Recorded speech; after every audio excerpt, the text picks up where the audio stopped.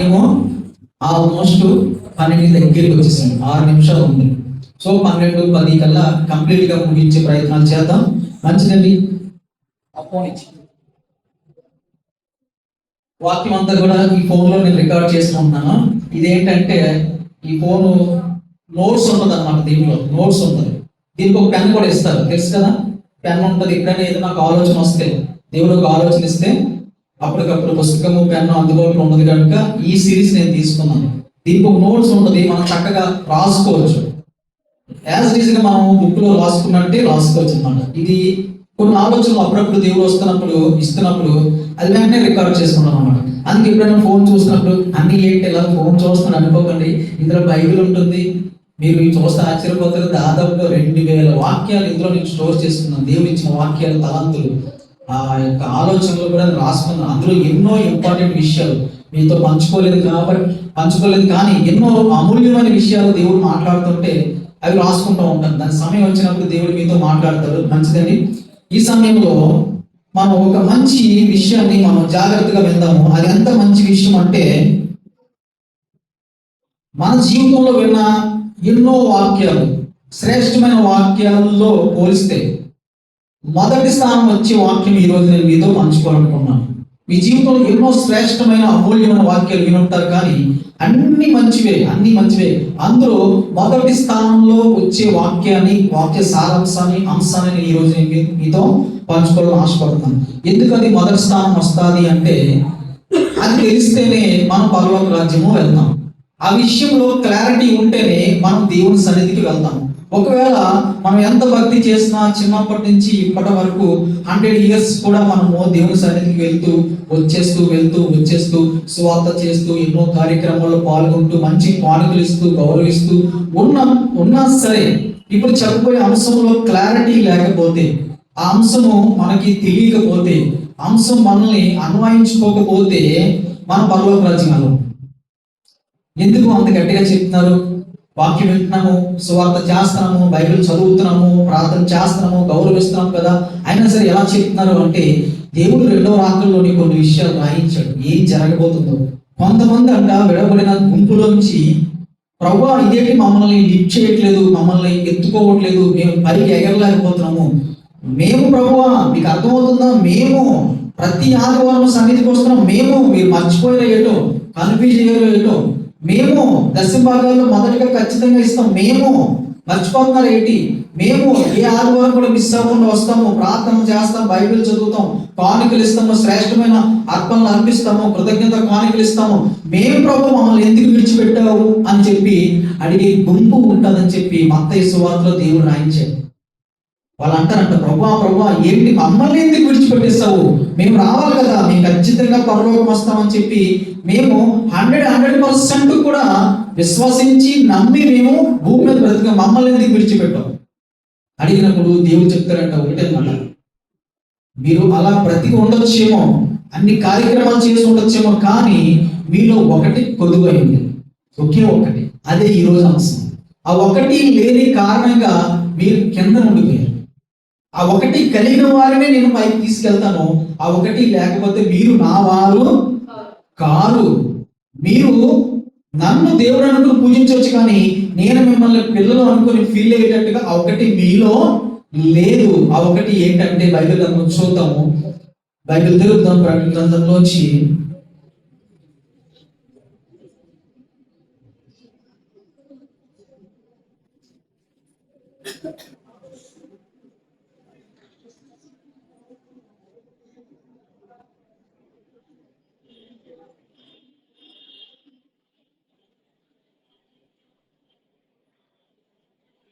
3వ అధ్యాయము 6వ మాట శ్రద్ధగా కలిగి ముందుకు వెళ్ళిపోదాం. 10 నిమిషాలు ముగించే ప్రయత్నం చేద్దాం. అయితే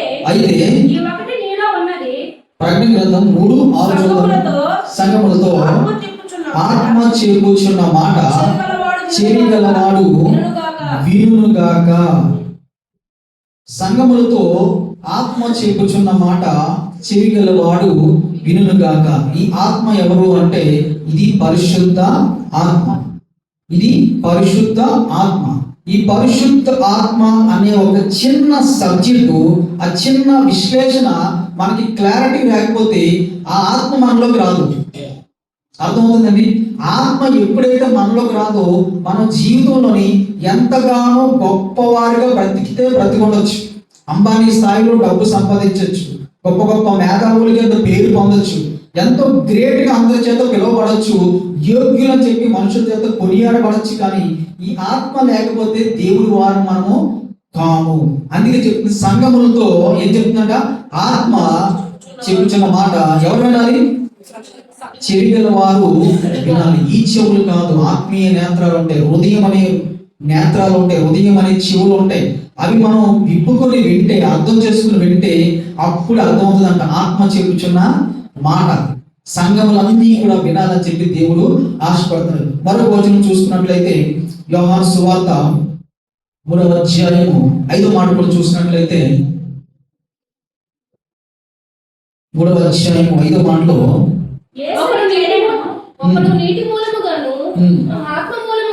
ఒకడు నీటి మూలముగాను ఆత్మ మూలముగాను జన్మించితేనే గాని దేవుని రాజ్యములో ప్రవేశింపలేడని నిశ్చయముగా మీతో చెప్పుచునని చెప్పిన వ్యక్తి ఎవరండి? ఎవరికి చెప్తున్నారు ఆ మాటలో? చెప్పండి. యేసు ఇట్లా నేను అని ఉంటుంది మొదట. ఎవరు చెప్పారట? యేసు చెప్తున్నారట. శిష్యుడు కాదు, ఒక భక్తుడు కాదు, ఒక సాధారణమైన వ్యక్తి కాదు. యేసుక్రీస్తు స్వయాన యేసుక్రీస్తు చెప్తున్న మాట ఏంటంటే ఒకడు నీటి మూలముగా, బాప్తిస్మం మూలంగా తిరిగి జన్మించాలి. సరిపోదు, ఇంకా ఆత్మ మూలంగా కూడా తిరిగి జన్మించాలి.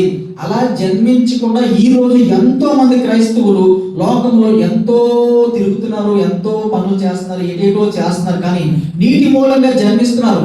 నీటి మూలంగా చాలా ఈజీ, కానీ ఆత్మని అలౌ చేయడము, ఆత్మని పొందుకోవడము, ఆత్మ మూలంగా తిరిగి జన్మించడం వారికి తెలియట్లేదు.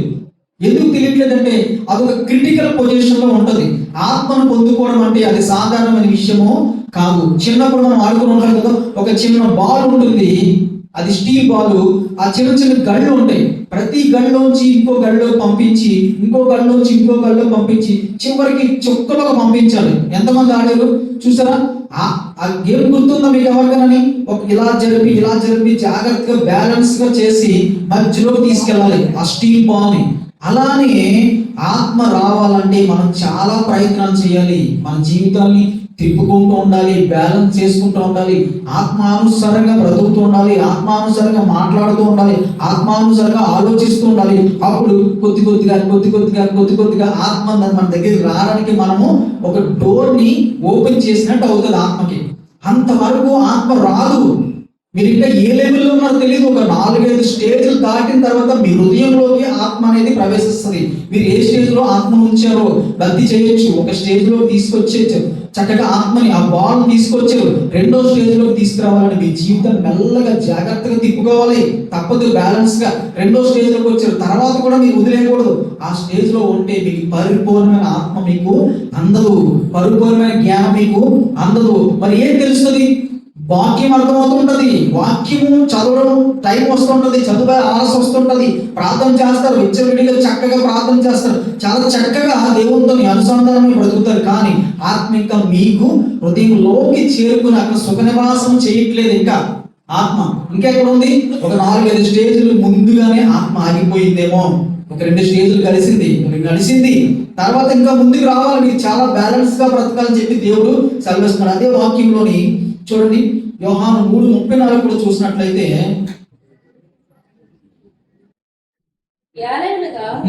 దేవుడు తాను పంపిన వానికి కొరత లేకుండా ఆత్మ అనుగ్రహించు కనుక ఆయన దేవుని మాటలే పలుకుతున్నాడు. చూడండి, ఆత్మని దేవుడు అనుగ్రహిస్తాడంట. కొరత లేకుండా యేసుక్రీస్తు వారికి పరిపూర్ణమైన ఆత్మ అనుగ్రహించాడంట. యేసుక్రీస్తు వారు ఆత్మను ఎలా స్వీకరించారో తెలుసా? చాలా సింపుల్ గా శరీరాన్ని అదుపు చేసుకుని, చాలా సింపుల్ గా, చాలా ఈజీగా ఆ గళ్ళన్ని దాటుకుని జాగ్రత్తగా ఎక్కడికి వచ్చిందంట ఆత్మ? యేసుక్రీస్తులోకి వచ్చింది పరిశుద్ధ ఆత్మ. యేసుక్రీస్తులోకి వచ్చిన తర్వాత అది కొలత లేకుండా పరిపూర్ణంగా యేసుక్రీస్తు వారికి ఇవ్వబడింది. కానీ నేటి క్రైస్తవులకి అది హద్దుల ప్రకారం ఇవ్వబడుతుంది, ఒక లిమిటేషన్ గా ఇవ్వబడుతుంది. అందరూ కొద్దిగా టచ్ చేస్తున్నారు, కానీ ఎవరు కూడా పరిపూర్ణమైన ఆత్మని పొందుకుని ఈ లోకంలో జీవించట్లేదన్న విషయాన్ని మీరు జాగ్రత్తగా గమనించాలి. అలాగే రోమిలికి రాసిన పత్రికలో 8వ అధ్యాయం 9వ మాటలు చూసుకున్నట్లయితే, రోమా పత్రిక రోమిలికి రాసిన పత్రికలో దేవుని ఆత్మ మీరు ఆత్మ స్వభావం గలవారే గాని శరీర స్వభావం గలవారు కారు. ఎవరైనా క్రీస్తు ఆత్మ లేనివాడైతే వాడు ఆయన వాడు కాడు. ఎంత స్పష్టంగా బైబిల్ మనకు తెలియజేస్తుంది తెలుసండి. మనం ఆత్మను పొందుకుంటే శరీర స్వభావం గలవారం కాదన్న, ఆత్మీయ స్వభావం గలవారం అంట. ఎవరిలో అయితే ఈ ఆత్మ లేదో ఆ వ్యక్తి క్రీస్తు వ్యక్తి కాదు. అతను ఎంత మంచి క్రైస్తవుడైనా అతను ఒకవేళ ప్రసంగాలు చేస్తూ ఉండొచ్చేమో, తెలుసా మీకు? అతను ప్రసంగాలు చేస్తూ ఉండొచ్చేమో, తన ప్రసంగాల ద్వారా ఎంతో మందిని మార్చొచ్చేమో, తను ఎంతో సువార్త చేయొచ్చేమో, కానీ ఆత్మ లేకపోతే అదేంటండి? ఆత్మ లేని వాళ్ళు ప్రసంగాలు చేస్తారా అంటే చేస్తారు. ఏంటి రుజువు అంటే దేవుడే చెప్పాడు, మొదటి తరంలో చెప్పాడు, అబద్ధ బోధకులు ఎంతగానో ముందుకు వచ్చేస్తారంట. ఇప్పుడు చూడండి, ఏ బిజినెస్ లో అయినా సరే మోసం ఉందా లేదా చెప్పండి, ఏ బిజినెస్ లో అయినా కల్తీ ఉందా లేదా చెప్పండి. ప్లాస్టిక్ బియ్యం వచ్చిందంట, గమనించారా? వ్యర్థంగా పోయిన ప్లాస్టిక్ అంతా కలెక్ట్ చేసుకుని ప్లాస్టిక్ బియ్యం క్రియేట్ చేస్తున్నారు. అలాగే ప్లాస్టిక్ బఠానీలు, ప్లాస్టిక్ క్యాబేజీ వచ్చేసింది. ఫుడ్ ఇండస్ట్రీ మొత్తం కూడా కల్తీ అయిపోయింది. మనం వాడే ఆయిల్ అత్యంత డేంజర్ అని ఈరోజు చాలా మంది డాక్టర్లు చెప్తున్నారు. మొత్తం ఫుడ్ మొత్తం కూడా కల్తీ అయిపోయింది. ప్రతి ఇండస్ట్రీలో కూడా డూప్లికేట్స్ వస్తాయి, కరెన్సీలో కూడా డూప్లికేట్స్ వస్తాయి. అన్ని కూడా ఎలాగైతే కల్తీ అయిపోయిందో క్రైస్తవులు కూడా కల్తీ ఉన్నారు, పాస్టర్లో కూడా కల్తీ ఉన్నారు. ఏ ఒక్క అంశంలో కూడా కల్తీ లేకుండా ప్యూర్ గా ఉందని చెప్పడానికి అవకాశం ఈ భూమి మీద ప్రజెంట్ డేస్ లో అస్సలు లేదు.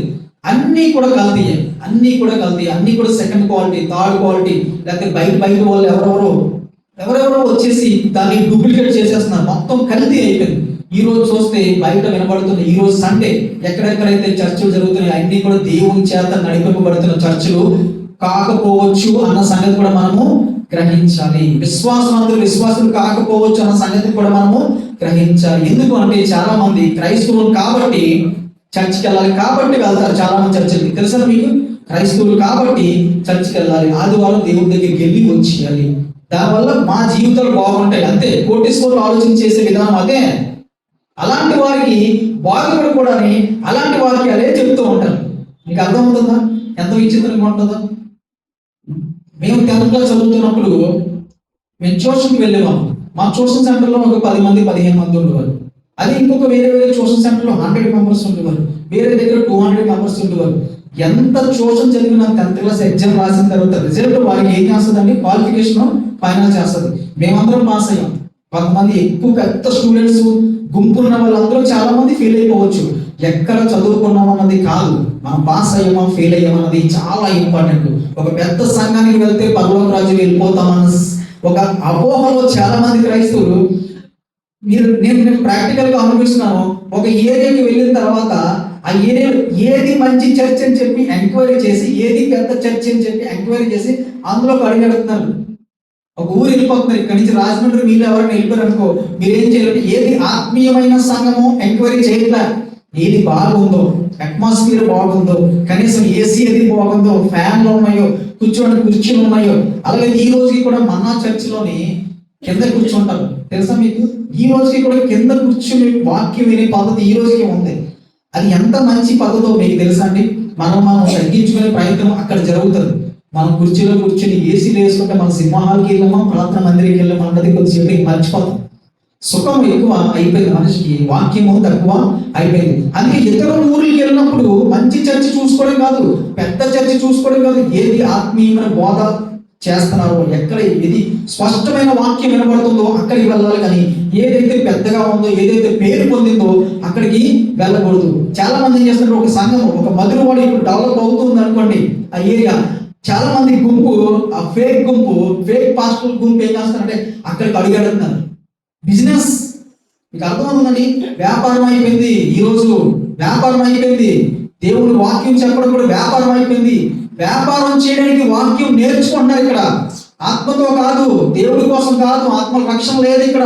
వ్యాపారం చేయాలి కనుక ఇది ఒక చాలా మంచి వ్యాపారం కనుక ఈ వాక్యం నేర్చుకుని తరిపిదయ్యి చిట్కాలు నేర్చుకుని వాక్యం బోధించే క్రైస్తవ పాస్టర్లు ఈరోజు బయట సమాజం ఉన్నారన్న సంగతి మీరు మర్చిపోకూడదు. అందరు మనుషులు కాదు, అందరు బోధకులు బోధ కాదది. కొన్ని బోధలు మనల్ని చాలా భ్రమ పెట్టి మభ్య పెట్టి ఈ లోకం మీద ఆశ ఉంచేటట్టుగా మనల్ని చాలా మభ్య పెట్టి ఒక ఆశాపూరితమైన ఒక లోకంలో మెల్లగా తీసుకెళ్తుంటాయి. అది మీ ఆత్మకు చాలా చాలా చాలా ప్రమాదకరమైన విషయాన్ని మీరు గుర్తించాలి. మిమ్మల్ని ఎప్పుడు కూడా మభ్య పెట్టే బోధలు మీకు రాకూడదు. మిమ్మల్ని నొప్పించినా సరే మీ ఆత్మ ఎప్పుడు కూడా యాక్టివ్ గా ఉండేటట్టు వాక్యంతో మాట్లాడేటట్టు మంచి బోధ ఎక్కడ ఉందో అది చూసుకోవాలి కనుక అదే మంచి విధానం అవుతుంది. కానీ ఎప్పుడైతే మిమ్మల్ని మెప్పించి మిమ్మల్ని పొగిడి ఒక పాస్టర్ గారు ఉంటారు, చిన్న పిల్లవాడిని ఒక 10 సంవత్సరాలు కార్తీక్ ఉన్నాడు, 10, 11. ఏమంటే కార్తీక్ గారు బాగున్నారా?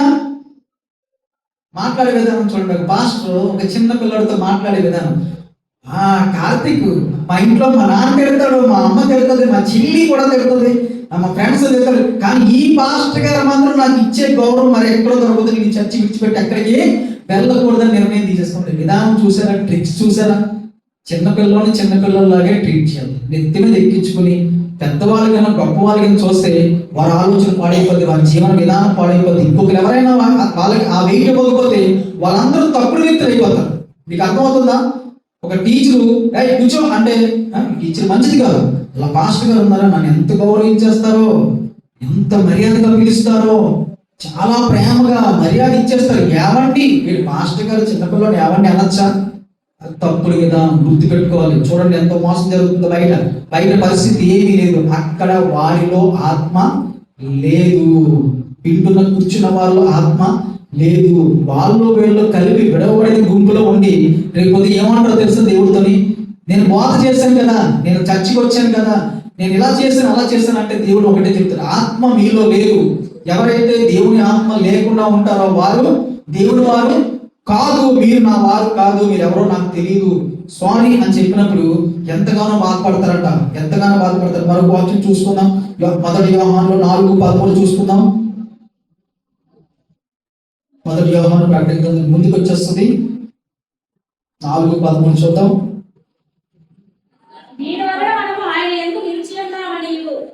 4:13 ఆయన మనకు ఆత్మలో పాలు దయచేసిన చూడండి ఒకసారి. దీని వలన మనము ఆయన యందు నిలిచి ఉన్నామనియు ఆయన మన యందు ఉన్నాడనియు తెలుసుకొనుచున్నాము. ఏలయనగా ఆయన మనకు ఆత్మలో పాలు దయచేసి ఉన్నాడు. గుర్తుపెట్టుకోండి, క్రైస్తవులందరికీ కూడా దేవుడు ఇచ్చే ఓపికగా ఇచ్చే మంచి అదృష్టకరమైన ఆశీర్వాదం ఏంటో తెలుసా? దేవుడు ఉచితంగా ఆత్మ పొందడానికి మీ అందరికి కూడా పాలు ఇస్తున్నాడు.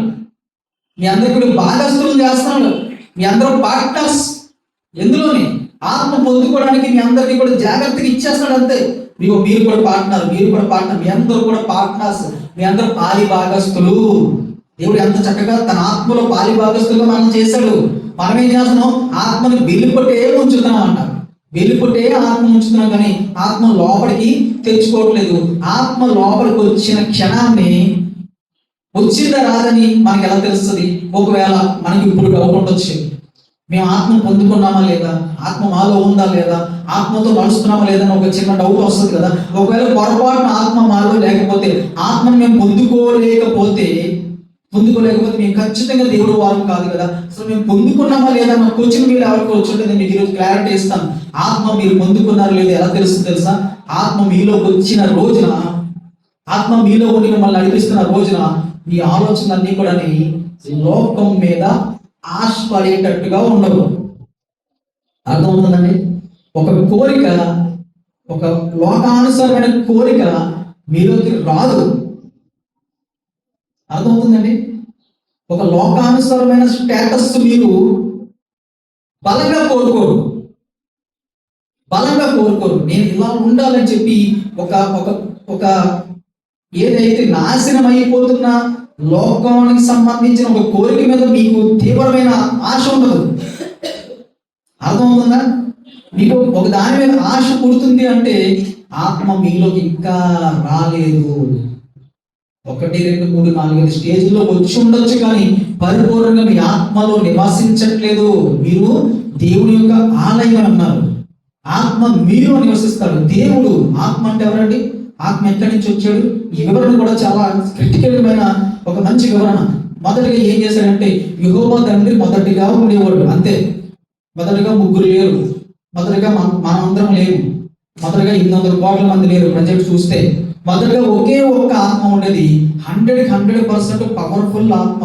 ఆ పవర్ఫుల్ ఆత్మకి అన్ని గుడ్ క్వాలిటీస్ ఉన్నాయి. ఎంత అదృష్టం అంటే, నేను ఒక హిందూ వ్యక్తికి వాళ్ళ ఇంట్లోకి వెళ్ళవలసి వచ్చి కూర్చున్నప్పుడు ఒక అరగంట సేపు సువార్త చెప్పాను. నాకు ఎంతో చాలా రోజుల తర్వాత ఒక హిందూ వ్యక్తికి అరగంట సేపు అతనికి ఎన్ని డౌట్స్ ఉన్నాయి అన్ని కూడా క్లారిటీ చేసుకోవాల్సిన. నేను కూర్చున్నాను రైట్ సైడ్ నార్త్ ఈస్ట్ కార్నర్లోనే. పూజలు ఎన్ని విగ్రహాలు ఉన్నాయంటే వాళ్ళ ఇంట్లోని. అలాంటి ఇంట్లోకి వెళ్ళి కూర్చుని దేవుడు సువార్త చేసి వచ్చాను. అరగంట సేపు మరి వదలలేదు.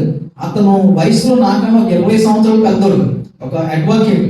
ఒక పని మీద వెళ్ళాం, అరగంట సేపు కూర్చోబెట్టి చెప్పాను ఆత్మ అంటే ఏంటి, దేవుడు అంటే ఏంటి, పరలోక రాజ్యం అంటే ఏంటి, మనం శరీరంలో ఉంటాము, మనం వేరు, మన శరీరం వేరు, పునర్జన్మ ఉంటుందా లేదా, అసలు చనిపోయినప్పుడు ఎక్కడికి వెళ్తారు, ఒక్కొక్క డౌట్ అడుగుతున్నారు. చనిపోగానే ఎక్కడికి వెళ్తారు, ఏం జరుగుతుంది, ఇదంతా తెలుసుకుందాం క్యూరియాసిటీ అతనికి ఉంది.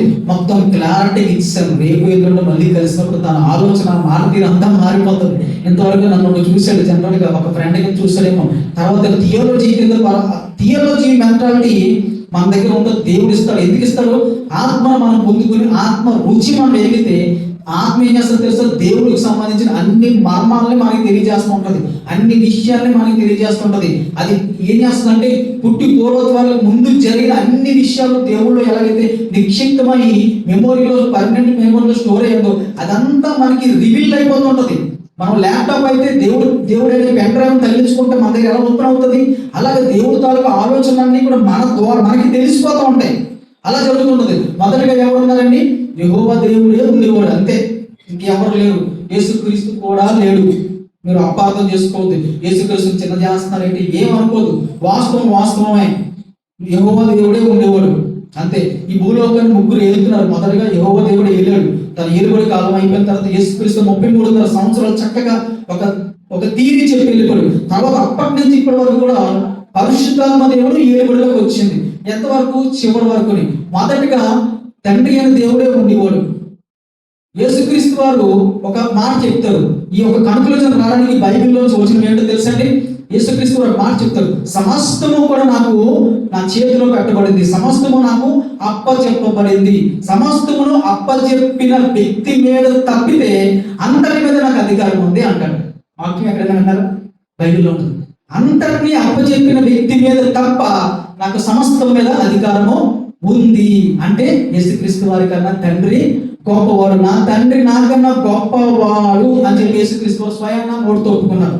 నా దేవుడు మీ దేవుడు అని చెప్పి స్వయంగా యేసుక్రీస్తు నోటితో ఒప్పుకున్నారు. యేసుక్రీస్తు వారి కన్నా యెహోవా దేవుడు 1%, 100% 1% అతను గొప్పవాడు. కానీ యేసుక్రీస్తు వారి తర్వాత తనలోంచి పరిశుద్ధ ఏం జరిగిందంటే, యెహోవా దేవుడు తర్వాత యెహోవా దేవుడు తనలోంచి ఒక శక్తివంతమైన ఆత్మని బయటికి తీసి నిలబెట్టాడు. బాగుంది కదా? అతని పేరు యేసుక్రీస్తు వారు అనుకుంటే ఇంకొక శక్తివంతమైన ఆత్మను తీసుకొని నిలబెట్టి అది మీరే. మీకు అర్థమవుతుందండి? మీకు అర్థమవుతుందా? తనలోంచి ఒక కొద్దిగా పార్ట్ని బయటికి తీసి నిలబెట్టినప్పుడు ఒక వ్యక్తి ఒక ఆత్మ కింద నిలబడతారు. వీరందరూ కూడా పరలోక రాజ్యం వెళ్ళినప్పుడు మళ్ళీ అందరం కూడా యెహోవా దేవుడు లోపలికి వెళ్ళిపోయి నివాసం ఉంటామా? Yes or no? No. Clarity కావాలి. నో. ఒక్కసారి యెహోవా దేవుడిలోంచి బయటకు వచ్చిన తర్వాత మళ్ళీ ఆయనలోకి ఏమి దూరం, క్లారిటీ ఉండాలి. మళ్ళీ ఆయనలోకి దూరం, ఆయనలోంచి విడిపోయిన ప్రతి ఆత్మ కూడా ఇండిపెండెంట్ గా బ్రతుకుతుంది, ఇండిపెండెంట్ గా సుఖం అనుభవిస్తుంది, ఇండిపెండెంట్ గా నరకంలో బాధ అనుభవిస్తుంది. మళ్ళీ ఆయనలోకి వెళ్ళే పరిస్థితి ఉండదు. యెహోవా దేవుడు తనలోంచి మీ పిల్లలు, మీ కడుపులోంచి వచ్చిన మీ పిల్లలు మళ్ళీ మీలోకి వెళ్ళిపోతారా? నో. ఇండిపెండెంట్. వాళ్ళ సెపరేట్ లైఫ్, మీ సెపరేట్ లైఫ్. వాళ్ళ సెపరేట్ గా హార్ట్ ఉంటుంది, మీకు సెపరేట్ గా హార్ట్ ఉంటుంది. ఆలోచన వేరు, మెదడు వేరు, అంతా కూడా సెపరేట్. ఎప్పుడైతే విడదీయబడిన తర్వాత మళ్ళీ కలిసిపోయే పరిస్థితి ఉండదు. యెహోవా దేవుళ్ళలోంచి మొదటిగా బయటకు వచ్చింది యేసుక్రీస్తు వారు. యెహోవా దేవుడు 100% అనుకుంటే యేసుక్రీస్తు వారు 99%. క్లారిటీ ఉందా? తర్వాత యెహోవా దేవుడు తనలోంచి మరొక పాటు బయట తీస్తాడు, అది పరిశుద్ధాత్మ దేవుడు. అది పర్సెంటేజ్ చెప్పండి, పర్సెంటేజ్ చెప్పండి. నో, యెహోవా దేవుడితో సమానం అయిపోద్ది అక్కడ. No 90, no 99. అర్థమవుతుందండి? క్లారిటీ. 100కి 100 మార్క్స్ యెహోవా దేవుడికి ఉంటే 99% యేసుక్రీస్తు వారికి పరిశుద్ధాత్మ దేవుడికి ఉంటుంది. ఇద్దరు ఒకటే. మళ్ళీ ఇద్దరు తీసుకొచ్చి మళ్ళీ డౌన్ చేయక్కర్లేదు, పరిశుద్ధాత్మ దేవుడు డౌన్ చేయక్కర్లేదు. ఇద్దరు సేమ్ ఈక్వల్. వాస్తవానికి ఆలోచన ప్రకారంగా ముగ్గురికి ఆలోచన ఒకటే. ముగ్గురు ఒకే థీమ్ లో ఉంటారు, ఒకే విధానంగా ఆలోచిస్తారు. ఒకటే థీము, ఒకటే ధ్యేయము. మనుషులందరినీ ఫిల్టర్ చేసి మళ్ళీ పరలోక రాజ్యంలో కూర్చోబెట్టి వారందరినీ కూడా చక్కగా చూసుకోవాలి అన్న ఒకే ధ్యేయము ఆ ముగ్గురికి. కానీ పరిశుద్ధాత్మ దేవుడికి, యేసుక్రీస్తు వారి కన్నా యెహోవా దేవుడికి 1% పవర్ ఉంటుంది ఎక్కువ. అందుకే స్పష్టంగా బైబిల్లో రాయించాడు యేసుక్రీస్తు వారు, నాకు ఎవరైతే ఈ శక్తి ఇస్తున్నారో అతని మీద తప్ప సమస్త మండలాల మీద, సమస్త భూమి మీద, సమస్త ఆకాశ విశాలాల మీద, సమస్తం మీద కూడా నాకు అనుగ్రహము, అధికారము ఇవ్వబడింది. ఎవరైతే ఇచ్చారో, అధికారం ఇచ్చారో, పవర్ పట్టాలని ఇచ్చారో అతని మీద తప్ప. అర్థం చేసుకోండి, వాక్యం స్పష్టంగా చదవాలి, స్పష్టంగా అర్థం చేసుకోవాలి, విడివిగా అర్థం చేసుకోవాలి, కలిపి కొట్టేయకూడదు. ఇప్పుడు కూడా యెహోవా దేవుడు యెహోవా దేవుడే. యేసుక్రీస్తు వారు మనకి ఏం చేశారండి? ఒక మంచి విధానం మన కోసం ప్రాణం పెట్టారు. అతను ప్రాణం పెట్టి పరలోక రాజ్యంలో ఇప్పుడు నివసిస్తున్నారు. ఇప్పుడు పరిశుద్ధాత్మ దేవుడు ఏం చేస్తున్నాడు? ఇప్పుడు మనతో ఉన్నాడు. ఎవరైతే ఆత్మ లేకుండా ఉంటుందో వారు పరలోక రాజ్యానికి వెళ్ళడానికి ఎట్టి పరిస్థితుల్లో కూడా అవకాశం లేదు. మరొక వాక్యం చదువుకొని మనం ముగించే ప్రయత్నం చేద్దాం. ఎఫెసీయులకు రాసిన పత్రికలో 3వ అధ్యాయం 5వ మాట చూసుకుని మరొక వాక్యంతో మనం ముగించేద్దాం. ఈ మర్మమిప్పుడు ఆత్మ మూలముగా దేవుని పరిశుద్ధులకు అపోస్తలులను ప్రవక్తలను బయలుపరచబడి ఉన్నట్టుగా పూర్వకాలమందు మనుషులకు తెలియపరచబడలేదు. ఈ మర్మాలు, ఈ క్లారిటీ, ఈ యొక్క విశ్లేషణ ఇప్పుడు మనకి ఎందుకు దొరుకుతుంది? యేసుక్రీస్తు కాలంలో దొరకలేదు. ఈ విశ్లేషణ, ఈ మర్మాలు యెహోవా దేవుడు ఏలుబడి కాలంలో దొరకలేదు. ఇప్పుడు ఎందుకు దొరుకుతుందంటే ఆత్మ మూలంగా పరిశుద్ధాత్మ దేవుడు అందరికీ కూడా జ్ఞానం ఇస్తున్నాడు. ఎవరైతే తను ప్రేమిస్తారో, తను వెతుకుతారో, తన కోసం తాపత్రయపడతారో వారిలోకి వచ్చి అన్ని మర్మాలని కూడా తెలియజేస్తున్నాడు. అన్ని జరిగిన విషయాలు కూడా విశ్లేషణ చేస్తున్నాడు. అంత కూడా క్లారిటీ ఇస్తున్నాడు. ఎందుకు? ఆ క్లారిటీ ఇవ్వాలి. ఆత్మ ఆ క్లారిటీ ఇవ్వాలి. చాలా స్పష్టమైన క్లారిటీ ఆత్మ మూలంగా ఈ యొక్క మర్మాలన్నీ కూడా మనకి తెలియజేయబడుతుంది. మరొక వచనం చూసుకుందాం. 1 కొరింథీయులకు రాసిన పత్రిక 2వ అధ్యాయం 10వ మాట చూసుకుందాం.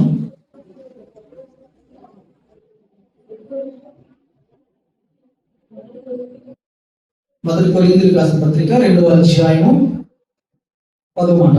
మనకైతే దేవుడు వాటిని ఆత్మతో, మనకైతే దేవుడు చూడండి, దేవుడు మర్మాలు కూడా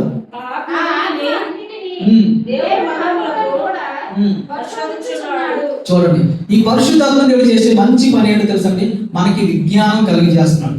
దేవుడు తాలూకా మర్మాలని, దేవుడు తాలూకా నేచర్ని, దేవుడు తాలూకా ఆశని దేవుడు ఒకప్పుడు ఎలా ఆలోచన చేశాడు, ఈ విషయాలన్నీ కూడా ఈ రోజు స్పష్టంగా మనతో మాట్లాడడానికి పరిశుద్ధాత్మ దేవుడు మనకి సహాయం చేస్తాడు, పరిశోధిస్తున్నాడు, మనకి తెలియజేస్తున్నాడు. ఈ మర్మాలని మనకు తెలియజేసేది ఎవరండి? పరిశుద్ధాత్మ దేవుడు అని చెప్పి ఈరోజు మీరు స్పష్టంగా తెలుసుకోవాలి. అలాగే 2 కొరింథీయులకు రాసిన పత్రిక 3:17 చూసుకుందాం. 2 కొరింథీయులకు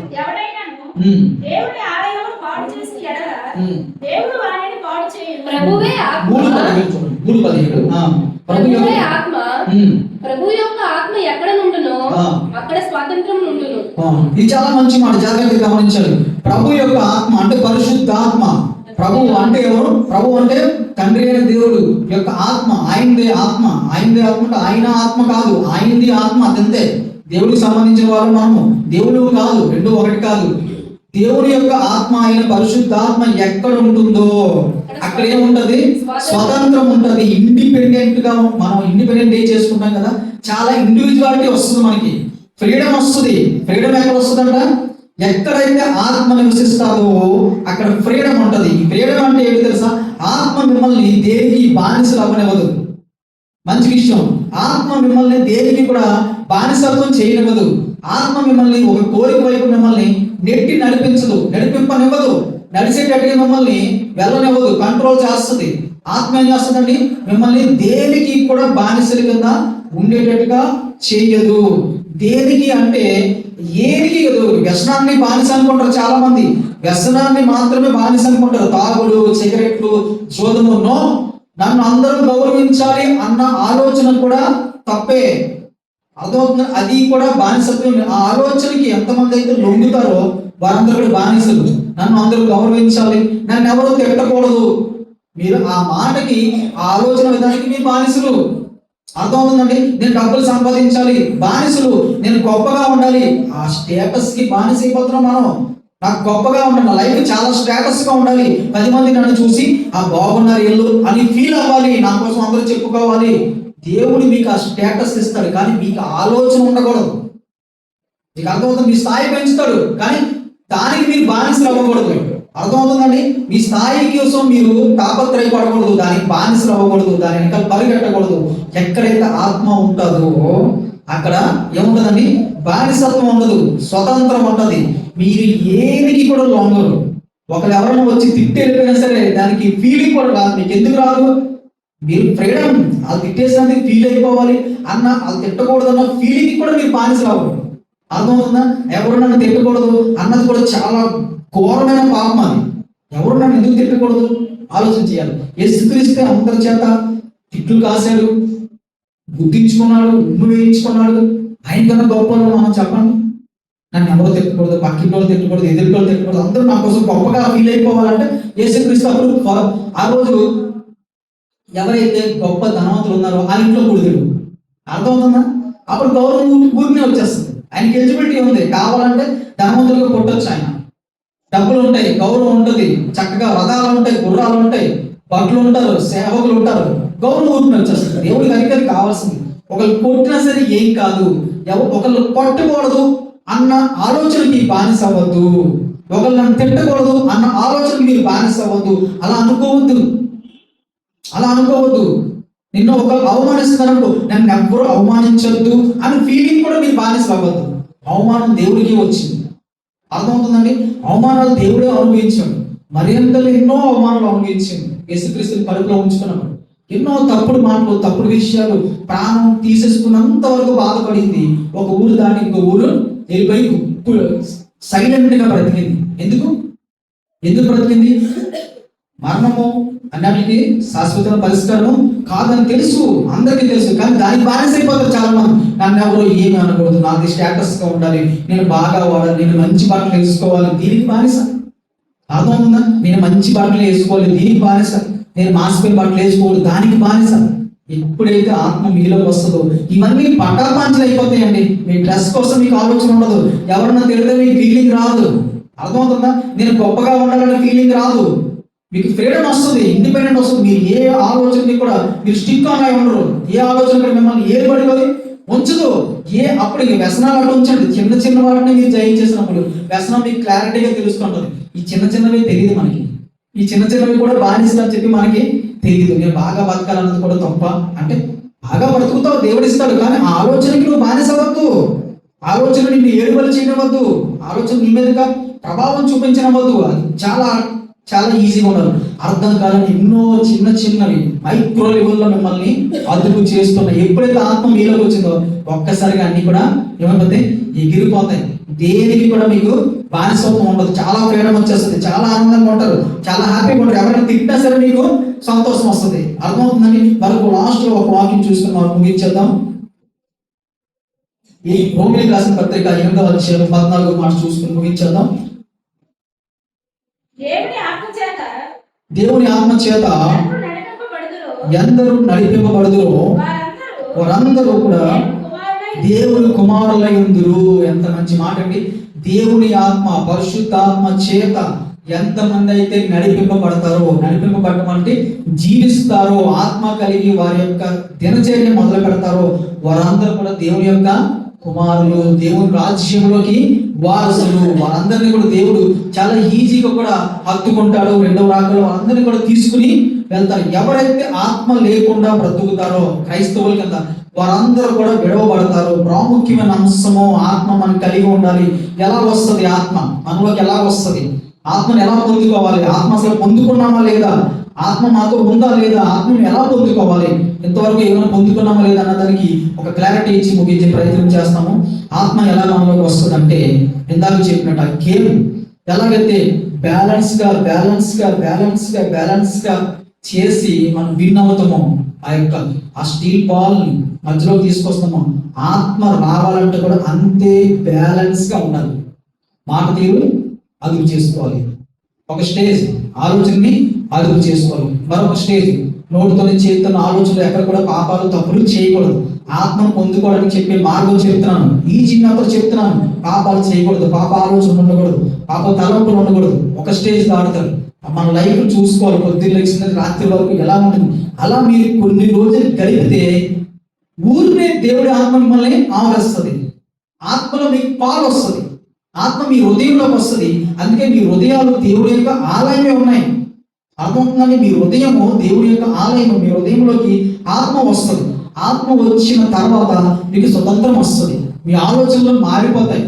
ఆత్మ మీలోకి రాగానే ఆత్మానుసారంగానే ఆలోచిస్తారు, కానీ శరీరానుసారంగా శరీరం చెప్పి కోరికల వైపు మీ ఆలోచన వెళ్ళనివ్వదు. ఆత్మ చాలా అద్భుతం చేస్తుంది. ఆత్మ ఆశ్చర్యకార్యాలు చేస్తుంది. ఆత్మ మీకు మంచి శక్తిని ఇస్తుంది. మాట తీరును మారుస్తుంది. మాటలు పవర్ పెంచుతుంది. బ్రతుకు తీరును మారుస్తుంది. మీరు ఏ స్టేజ్లో ఉన్నా, ఎక్కడున్నా సరే ఎంతో ప్రశాంతంగా, చాలా చాలా కంట్రోల్గా, చాలా రిలాక్స్డ్గా బ్రతుకుతుంది. తెలుసండి? ఆత్మ మీలో ఉంటే అలాంటి లైఫ్ ఉండదు. మంచి బంగ్లాలో ఉంటే వచ్చే ఆనందం మీరున్న ఈ చిన్న ఇంట్లోనే మీకు కలుగుతుంది. ఆ ఆత్మ మీలో ఉంటే మీకు అన్నీ అర్థమవుతూ ఉంటాయి. ప్రపంచం తీరు మొత్తం అర్థమవుతుంటుంది. కంట్రోలింగ్ అంతా మీకు ఆత్మ అనుగ్రహిస్తుంటది. ఆత్మ శక్తి చాలా బాగుంటుంది. ఆత్మను పొందుకోవాలి.